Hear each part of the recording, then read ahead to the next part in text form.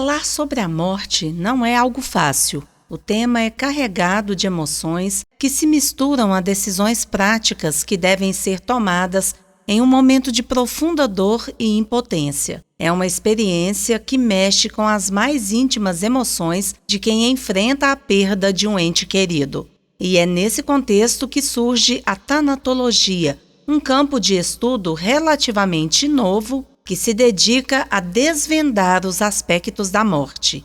Segundo o dicionário Hawais, a tanatologia se define como a teoria ou estudo científico sobre a morte, suas causas e as especificidades ligadas a ela. Mas como a tanatologia pode ajudar? Do ponto de vista psicológico, essa área oferece ferramentas valiosas. E a Gerais FM foi conversar com a psicóloga Cláudia Martins, especialista no assunto, para saber como lidar com a morte de um ente querido. O processo de luto, ele inicia logo após o rompimento de um vínculo, né?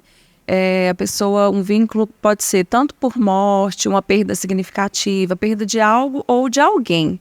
Na verdade, o luto não é só por morte, né? O luto pode ser por perda de trabalho, pela questão da posição social, né? Amputação de membros, catástrofes, tragédias. Então, assim, o luto, ele é a questão mesmo relacionada a rompimento de vínculo.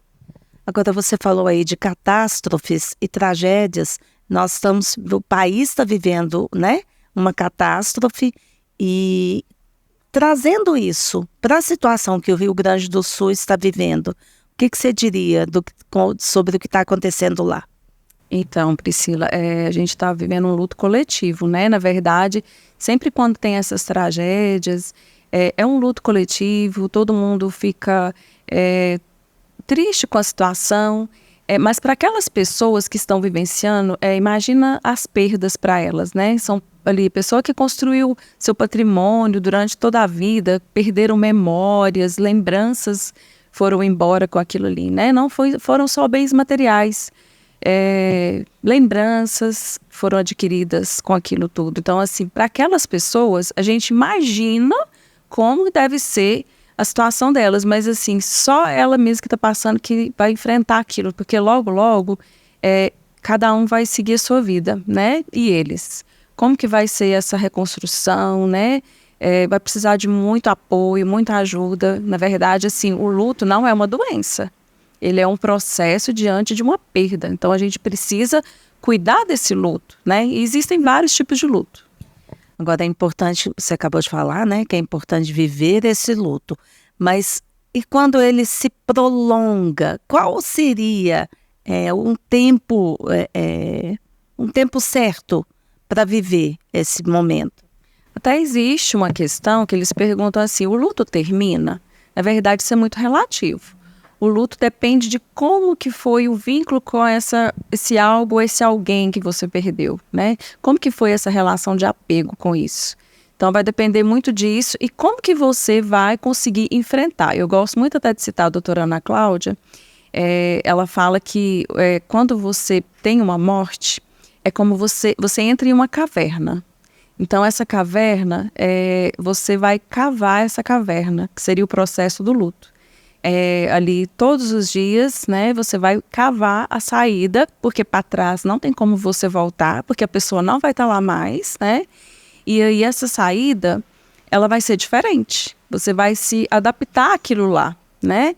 E aí justamente onde que entra a ajuda do psicólogo, do psiquiatra, da rede de apoio, que é onde que você precisa dessa pessoa para te ajudar a cavar isso, né? A ficar de forma mais, vamos falar assim, suave, porque é uma dor muito forte, né? No início ali é aguda, né? Você precisa realmente de alguém para poder estar ali te dando um apoio. E nessa questão, tem muito hoje, até uma pessoa me perguntou que às vezes a pessoa não sabe como lidar com o enlutado. Fala coisas que a pessoa não quer ouvir. Às vezes, se você não sabe o que falar, só fala assim, eu tô aqui para o que você precisar, né? Oferece sua presença. Eu acho que é o mais importante. O colo, o conforto, né? É importante que a pessoa se permita vivenciar a dor a tristeza e todas as emoções que possam surgir durante esse período. A gente precisa olhar para a nossa dor, né? De frente, a gente precisa olhar para essa dor, pois ela tem nome e sobrenome.